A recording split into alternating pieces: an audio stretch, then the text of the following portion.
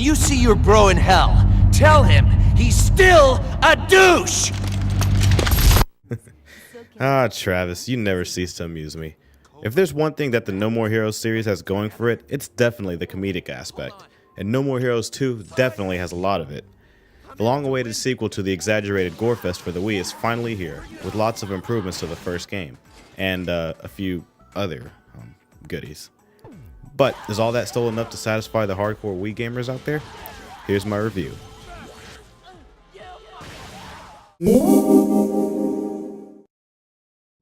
An ominous snowfall occurs in Santa Destroy after 120 years. This is a supposed sign of complete and utter chaos arriving. During this snowfall, Travis faces off with Skelter Helter. Skelter wants to get revenge on Travis for killing his brother Helter Skelter from the first game. After Travis, well, almost kills Skelter, he is informed that revenge will be taking place as part of the plan. Sure enough, a group of hired thugs come and assassinate Travis's best friend Bishop,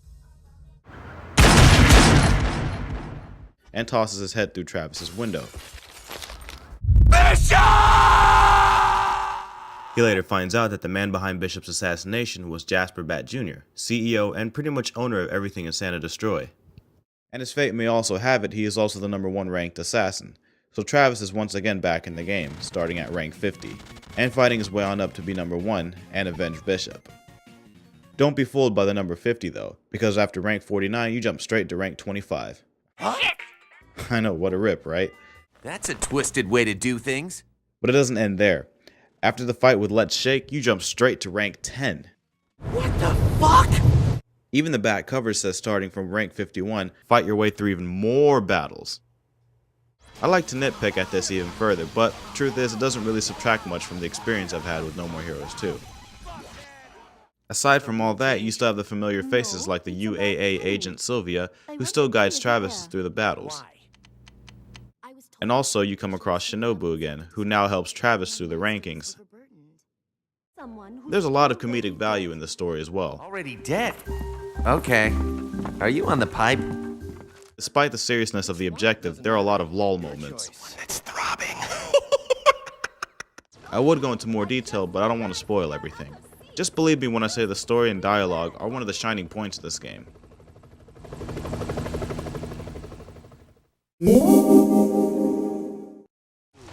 The gameplay has been improved on many levels. One major overhaul is that they've done away with the pseudo GTA style of exploration. That's right, no more tedious bike riding just to hit up Naomi's or the gym. Just select it on the map, wait a few seconds, and boom, there you are. It's much more convenient and less time consuming. The side jobs are another thing the developers improved upon. All of except one of the side jobs are 8-bit inspired minigames, and they play a lot like full classics too.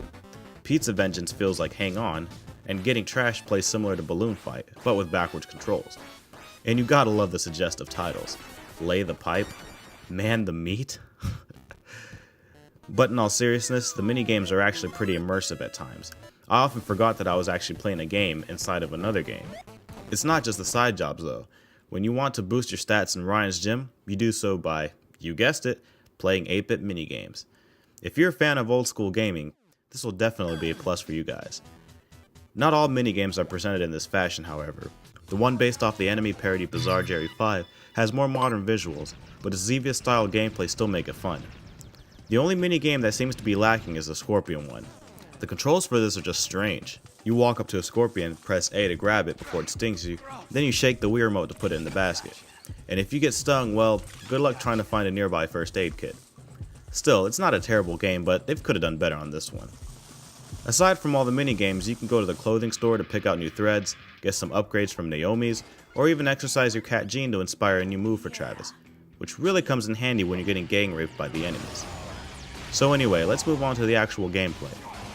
You still go through the levels cutting up bad guys with the beam katana. The basic controls still remain. Use a joystick to move around, press A to strike, and B to kick/grapple.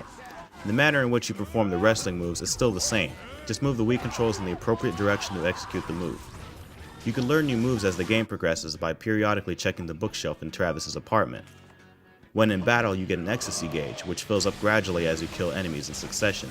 And you can also boost it by picking up Playboy magazines. Yeah. And once full, you can activate it by pressing the minus button. which will allow you to unleash a volley of blade strikes while being invincible for a short time. When you exterminate an enemy, you still activate the slots at the bottom of the screen, which affect the outcome of the battle for the better. You can even transform into a tiger. Yeah, a fucking tiger. That's what's so great about this game. There's a lot of random moments. For instance, when you encounter Charlie McDonald, someone playing this for the first time would assume that the battle will take place on this big football field, right? Actually, you end up fighting in giant anime-style mechs over Santa Destroy. Now that's pretty damn epic. But as epic as that sounds, the controls for this battle are not so hot. I mean, all you do is jump, guard, strike, and perform special moves when the bar is full, but the movement is all based on timing, which can be quite tricky. Still though, it's something unexpected. Eventually you'll get to play as Shinobu for like only 2 missions. Her controls are similar to Travis with just a little bit more speed, and she does have the ability to jump. Now the jumping itself isn't so bad. It's actually useful for aerial attacks, but when you're trying to jump on platforms, oh boy does it get annoying. It's like you barely have control over the precision. When you think you've jumped close enough, you've either missed your platform or jumped over it. It's pretty damn cumbersome, but thankfully you only have to deal with it in this one part of the game. There are other times where you need to jump, but they aren't as cumbersome as this part. Now as far as the boss battles go, they're actually pretty simple once you figure out the attack patterns, which for some may take a while, but once you have it down, you'll be zipping through this game in no time. That is so sublime.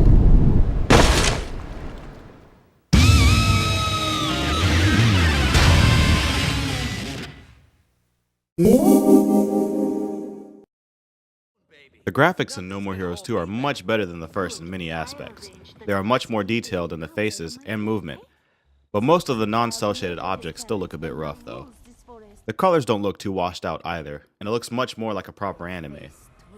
Some of the enemies do look a bit generic and repetitive, such as Charlie's cheerleaders and the Afro Hose, but that won't matter much when you're slicing them up with the animated blood spattering all over the place. I've also noticed there's a lot of emphasis on the assets this time around, which could be a plus for you pervs out there.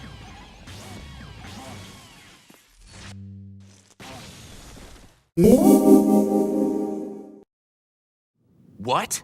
Who's that bitch think she is, my nanny? The sound in this game is another real shining point. The dialogue is well spoken and written, even when Travis is making a bad pun. You should go easy on that crazy punch. How about I just cut you a new one? The music and soundtrack are excellent. There's a mix between J-pop and other nice genres that fit well with the game. The sound effects in this game are even nicer. Even the beam waves from the Wii Remote controller don't sound too bad. The only negative thing I have to say about the audio are the repeated enemy lines. Of course, most games have this, and it's not a big deal. It just gets really annoying. Hey! Hey! What you got there? Hey! Look at this! So I'll end this by saying No More Heroes 2 is a must-buy for fans of the series. If the violent bloodshed doesn't get you, then something else will, like all the awesome minigames and deep storyline. If you just need a new game to play that's pretty decent, I can only recommend this as a weekend rental. But if you're a fan of the series, I recommend a purchase. I give No More Heroes 2 an 8 out of 10. Thanks again for watching my review. I hope you found it to be helpful, and until next time, keep gaming.